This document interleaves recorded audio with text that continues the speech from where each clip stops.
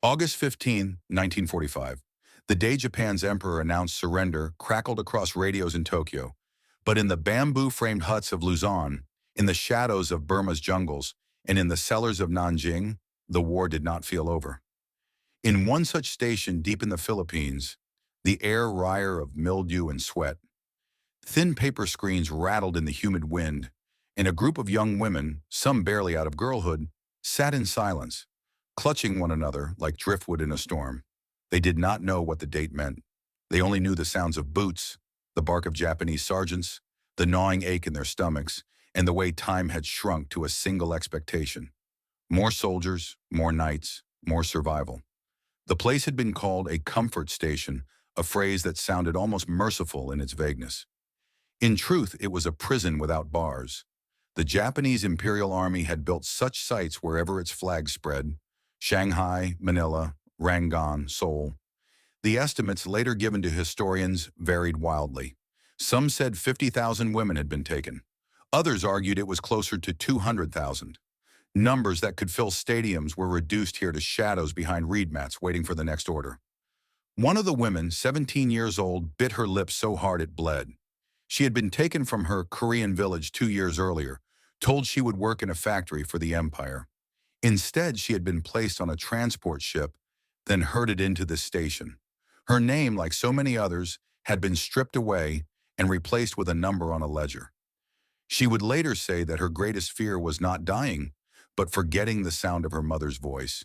Tonight, she whispered fragments of lullabibis in her own tongue, barely audible above the drone of cicadas. Nearby sat a Filipino woman, older, perhaps 23, though malnutrition carved years into her skin. She had been captured after the Japanese swept through her village in 1942. She remembered hiding in the tall grass with her younger brother until the bayonet tips flashed above them. He had been killed on the spot. She had been taken. Now her body was a ledger entry, her memories the only thing left unrecorded. She kept her eyes fixed on the floorboards, for she had learned that eye contact, whether with Japanese guards or fellow captives, invited danger. The women had been conditioned into silence. Rules were shouted in Japanese: obedience, cleanliness, availability.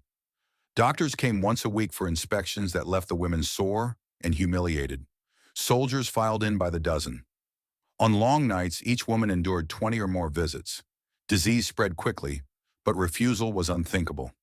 They lived in the paradox of surviving the war, yet feeling every day like its most expendable casualties. Outside, the war was indeed shifting. American bombers had rained fire on Tokyo. The atomic mushroom clouds had risen over Hiroshima and Nagasaki. Emperor Hirohito's surrender speech would soon signal the collapse of an empire. But in these hidden rooms, there were no radios, no celebrations, no knowledge of history turning, only the creak of doors, the hiss of lamps, and the dread that another set of boots would scrape against the threshold. The Japanese guards had fled days earlier, abandoning their posts when defeat became inevitable. Yet the women did not feel liberated. Abandonment did not equal freedom. It meant exposure.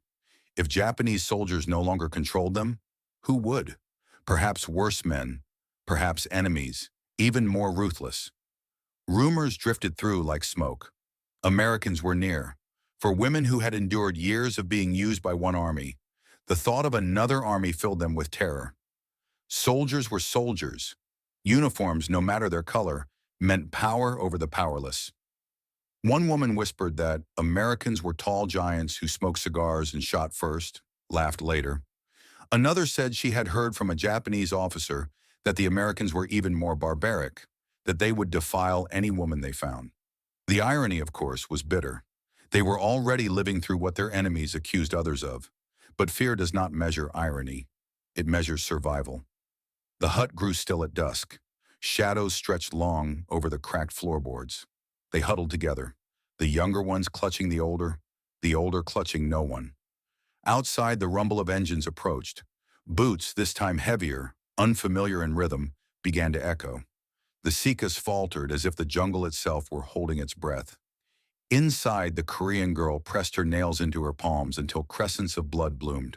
She thought of her mother, of a market stall by the river, of roasted chestnuts and the smell of soap. She thought, too, of the endless hands of soldiers, and she prepared herself for more. She knew the steps by heart. Look down, endure, survive. She braced for the routine that had erased her humanity and turned her body into a passageway for war. The door slid open. Silhouettes filled the frame, broad shoulders outlined against the fading light. The women recoiled instinctively, pulling shawls tight around bony arms, eyes wide and unblinking. The figure stepped inside, carrying something bulky, something square. The women did not yet understand that they were not boxes of ammunition, but crates of food. The men were not barking orders in clipped Japanese, but murmuring in English, their accents rough, almost musical compared to the harsh syllables they knew. But in that first instant, none of the women could hear difference in tone or language. They only saw uniforms. Uniforms meant ownership. Uniforms meant terror. Their breath quickened, bodies rigid, awaiting the familiar cycle of command and violation. The Americans paused, uncertain at the sight of hollow-eyed women cowering on the floor. They set down their crates with deliberate slowness, like men trying not to spook wild deer. One GI pulled a tin from his pocket, shaking it gently. It rattled with the sound of canned peaches. Another held out a bar of soap as if it were a peace offering. The women did not move. Their minds could not reconcile what their eyes saw. Food, soap, offers.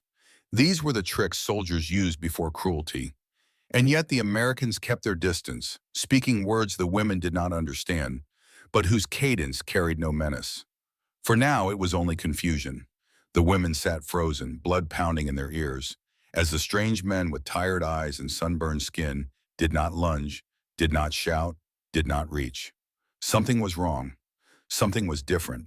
And in that suspended silence, one truth became clear. The war had ended. But what was about to begin would be even more shocking. The Americans stood awkwardly at the threshold, their rifles slung at their sides, boots still caked with jungle mud, their eyes adjusted to the dim interior, and for a moment neither side moved. The women huddled together like sparrows under a predator's shadow, their gazes fixed on the floor, breath shallow. The soldiers could not have known the layers of fear they were stepping into.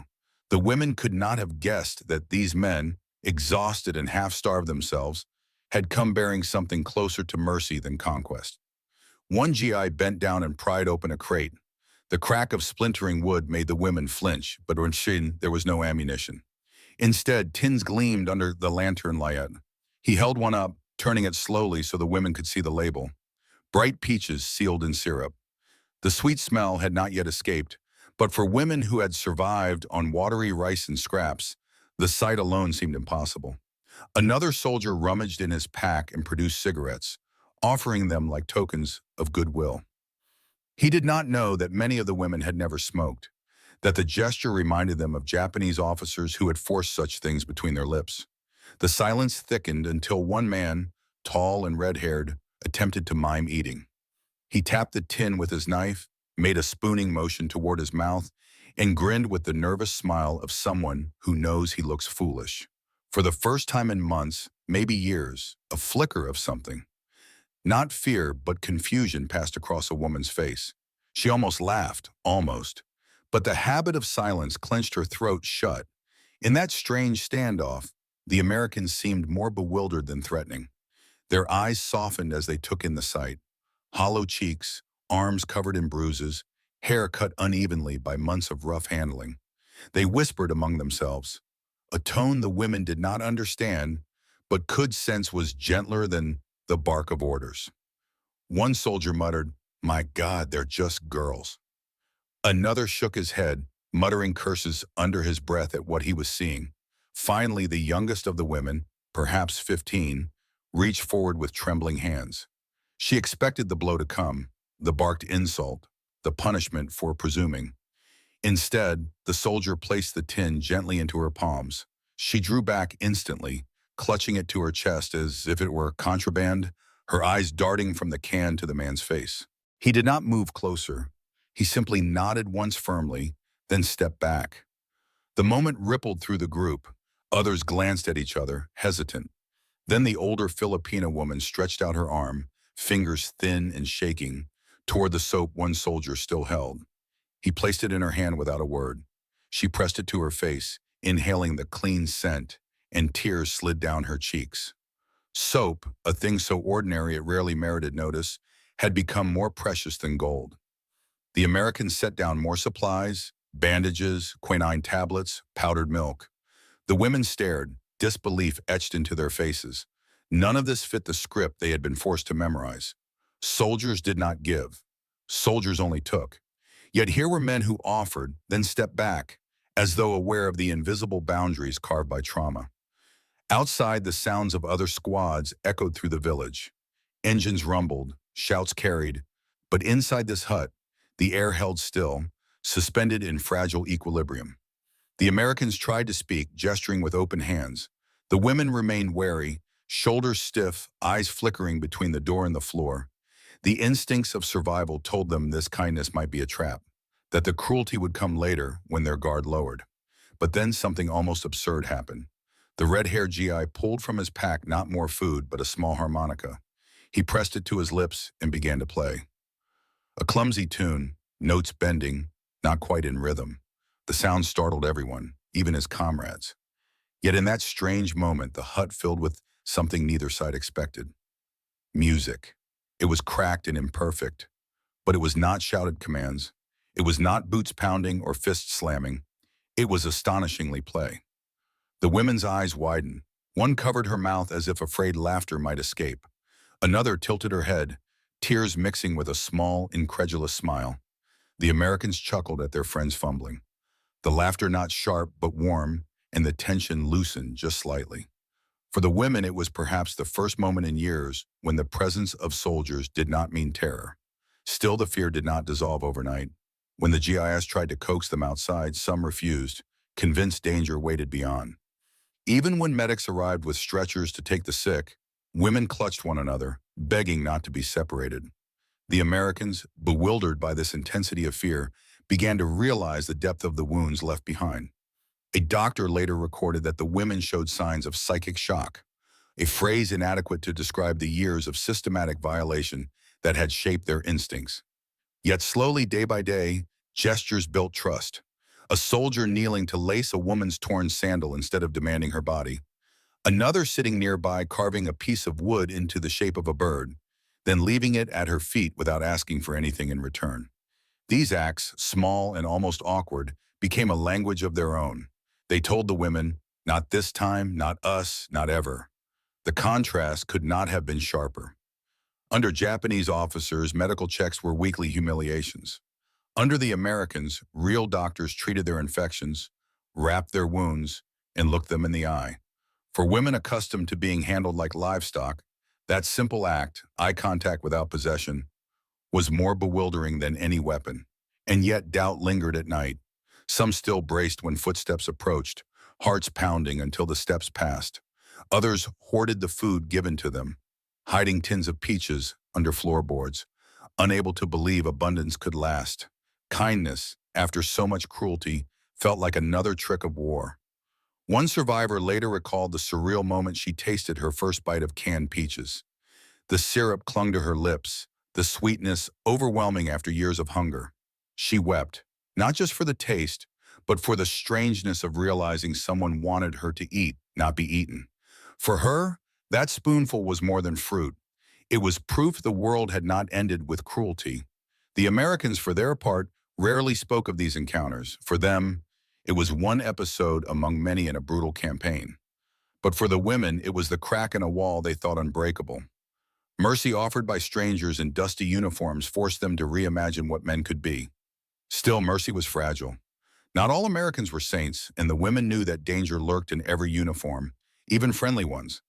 Yet in those first days of liberation, when soap was pressed into their hands and syrup touched their tongues, something undeniable shifted. The war had not erased their humanity after all. But as the days wore on, another question began to rise. If mercy could exist here, in the ashes of war, what would the world beyond these huts demand of them? And what they learned next would prove even harder to endure than captivity itself. History, when written in ledgers and reports, tends to measure suffering in columns. 50,000, 100,000. Some scholars looking across Asia raise the figure even higher. Closer to 200,000 women pulled into the system the Japanese military called Yanfu. Each digit was a body, a voice, a girl with a name erased and replaced by a number. Yet behind those statistics lay testimonies that once spoken carried the raw weight of truth no chart could hold.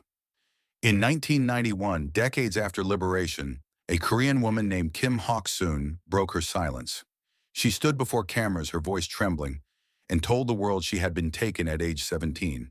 Her account was one of the first to pierce the silence that had stretched like a shroud over survivors. "We were treated as less than animals," she said, her words cutting through the numbness of official records. For every Kim Hawk's son, there were thousands who never spoke, some out of shame, others because their voices had been buried by time. But the resonance of one testimony can illuminate the truths of many. American military documents lend a colder clinical confirmation. The U.S. Army's Psychological Warfare Unit, interviewing liberated captives, recorded notes about comfort stations in Burma, the Philippines, and China. Reports listed venereal disease rates, pregnancies terminated under force, and the staggering daily demands placed on each woman, 15 to 30 soldiers per day, sometimes more. Doctors calculated infection percentages like accountants tallying interest. The language was technical, but the reality behind it could not be sterilized. Numbers in this context became another language of pain. In a hut in Manila, a Filipino woman later told investigators she had been forced to service soldiers until her body gave out, collapsing unconscious only to be beaten awake. She remembered the boots more than the faces. "They never looked at us," she said. "We were like walls, like objects." Decades later, she still remembered the sound of coins clinking into a box outside her door. Payment made not to her, but to the system that owned her. The detail chilled even hardened historians. Money changed hands, but none of it touched the palms that bled. The statistics paint cruelty on a massive scale. A 1944 Allied report estimated that 80 to 90% of comfort women were Korean. Others were Chinese, Taiwanese, Filipino, Dutch, Indonesian. Nationality did not spare them. Youth was no protection either. Survivors recalled being as young as 13 when first taken. These numbers do not soften with repetition. They grow heavier because each figure demands recognition as a singular human life interrupted. Against this backdrop, the behavior of American soldiers upon liberation appears even more startling. Bound by the Articles of War, U.S. troops face strict prohibitions against rape. Not all abided by those laws, for no army is spotless. But in the comfort stations, they encountered something that froze even hardened veterans. A system so organized, so brutal, that it defied the imagination of men who had stormed beaches under fire. Many were disgusted, even ashamed that humans could engineer such cruelty. "We thought we had seen hell," one medic later recalled. But then we walked into those rooms. The contrast was stark. Japanese soldiers had reduced women to schedules, demanding efficiency and exploitation. American soldiers, stumbling into the same huts, responded with shock and often clumsy compassion. They offered what they had: soap, cigarettes, spam, laughter that was awkward but unthreatening. It was not perfect mercy, but it was mercy nonetheless. And to women who had forgotten such a thing existed, it was disorienting. One survivor recalled, "I thought at first they wanted to fatten us before killing us, but then I realized they wanted us to live." Numbers alone could never convey the sensory dissonance of that moment. Imagine a woman accustomed to the sour stench of sweat and blood suddenly inhaling the clean, sharp scent of soap. A girl who had known only fists pressing against her skin, feeling instead the cold curve of a spoon delivering peaches drenched in syrup. The taste was so sweet it burned, a reminder that the human body was still capable of pleasure unchained from violence. That is the paradox of war, where brutality reaches its worst. Even the smallest kindness becomes almost unbearable, yet mistrust lingered. Americans tried to separate the sick for treatment. Some women clung to one another, screaming, certain they were being divided for fresh abuse. Army doctors described their condition as psychological trauma of the highest order.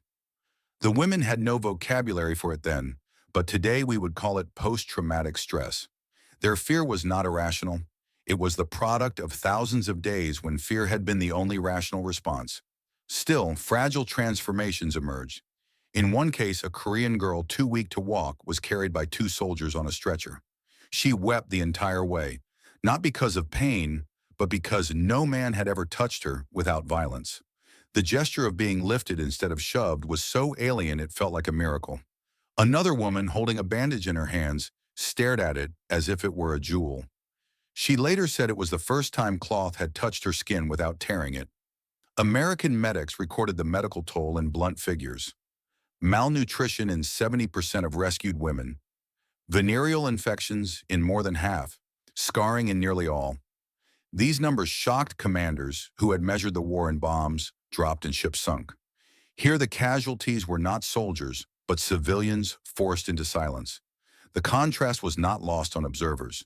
A Japanese officer once rationalized the system by saying it maintained discipline among the troops.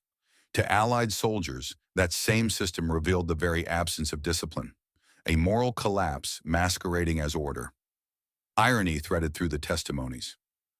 One American GI joked that the women ate better once freed than the soldiers themselves. His remark, though clumsy, underscored a strange truth. Cans of peaches, powdered milk, and army biscuits became symbols of liberation. The sweetness of sugar contrasted with the bitterness of memory. For many survivors, those tastes lingered longer than the faces of the men who delivered them. And yet, behind every statistic and testimony lies an unanswerable question. How do you measure dignity returned, even in fragments? If one survivor's tears at the smell of soap could be written as data, what column would it fall under? If another's first laugh in years could be grafted, what axis could hold it? History counts bodies, but it struggles to count humanity. The women carried these contradictions into their futures. Some never spoke of their ordeal, bearing it beneath decades of silence. Others, braver or more desperate, testified later, forcing governments to reckon with what had been done. Their voices, cracked with age, still carried the disbelief of that first liberation. "I thought all soldiers were the same," one said. "But those Americans, they did not even touch us." The line became refrain, echo, warning, and revelation. Because if mercy could arrive in the form of dirty, exhausted men carrying soap and peaches, what else might the world hold beyond the boundaries of fear? The answer was uncertain, and for many survivors, what came after liberation proved no less complex than captivity. The war ended, but liberation did not mean peace.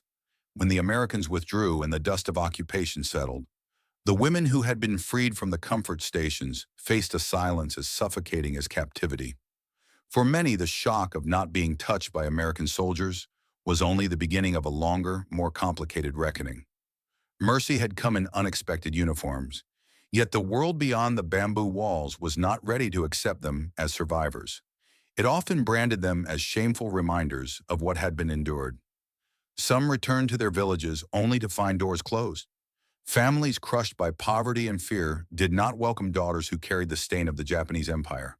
A Korean woman recalled walking home after liberation, her body still weak, her hair unevenly hacked short by soldiers years before. She expected an embrace, but her mother turned away, whispering that neighbors would talk. "I was alive," she said years later, "but in their eyes I was already ruined." That word ruined followed countless women across borders and decades, heavy as a shackle. In the Philippines, one survivor attempted to resume life by working in a market, selling fruit in the very stalls where she had once walked as a child. But whispers trailed her footsteps.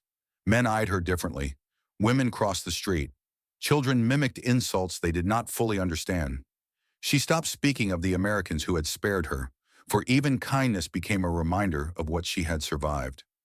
In a society eager to rebuild, there was no place for those whose existence testified to wounds that could not be rebuilt with bricks.